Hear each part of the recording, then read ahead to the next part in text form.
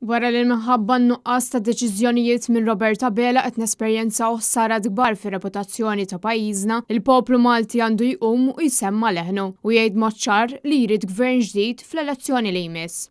Kien dan il-messaġġ tal-kandidat tal-Partit Nazzjonalista Ivan J. Bartolo waqt konferenza tal-aħbarijiet li analizzat is-sentejn ta' tmexxija ta' pajjiżna mill-Prim Ministru Roberta Bela. B'Ivan Bartolo jgħid illi Malta għandha sfida ewlenija, dik li terġa' ssib lilha nifisha. Id-dejn nazzjonali ta' Malta ma kibirx sal-livelli attwali imħabba l-pandemija biss, jew imħabba xi investiment. Id-dejn nazzjonali kiber għax dan il-gvern tal-Roberta Bela f'dawn is-sentej kompla jiffinanzja il-korruzzjoni. U għalhekk fil-bidu jiena tmela daħal għal dan il-ġob bidejh morbutin.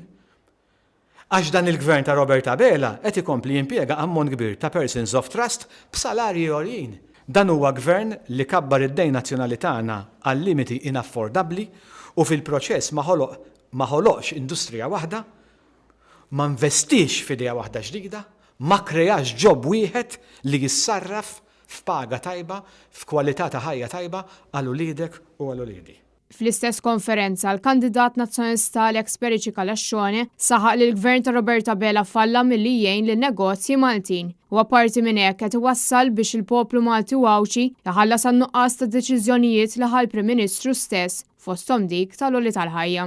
In-negozjant Malti.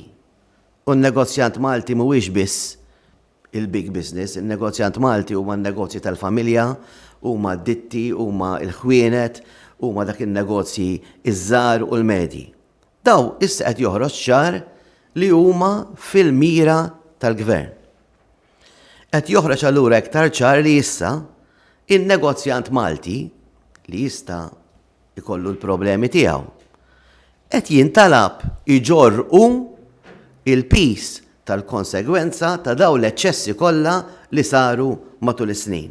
Il-kandidata nazzjonalista Janice Ketkuti minnaħa tagħha qalet li l-Partit Nazzjonalista fil-Gvern immexxi minn Bernard Grek se jkun qed jiġġieled l-impunità. Jara li l-pajjiż jiffunzjona bl-istess mod għal kulħadd filwaqt li mhux biss wieħed iżda jwettaq dak li jgħid u jassigura li l-istituzzjonijiet jaħdmu kif suppost mingħajr ebda ntħil. Partit Nazzjonalista fil-Gvern jara li jkun, u din hija importanti ħafna skont jiena, il-gwardjan ta' drittijiet tagħna kollha.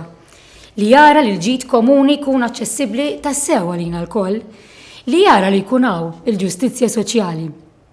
B'hekk biss nistgħu nerġgħu nħossuna sejf li ngħixu f'dan il-pajjiż bl-aktar mod sikur u seren. Anka fid-dawl tal-pandemija li qed ngħixu, il-Partit Nazzjonalista qed jagħti r-rakkomandazzjonijiet tiegħu. Il-Partit Nazzjonalista mhuwiex oppożizzjoni li joqgħod kwiet f'postu fuq il-bank, huwa partit ħaj, dinamiku li kontinwament qed jagħti l-idejat, qed jagħti l-proposti tiegħu. Il-Partit Nazzjonalista qed jistieden lil kull individwu jsemma leħnu biex issir il-bidla bżonjuża li tant għandu bżonn pajjiżna sabiex il-poplu jerġa' jkollu livell ta' għixien u r-rispett li jixraqlu.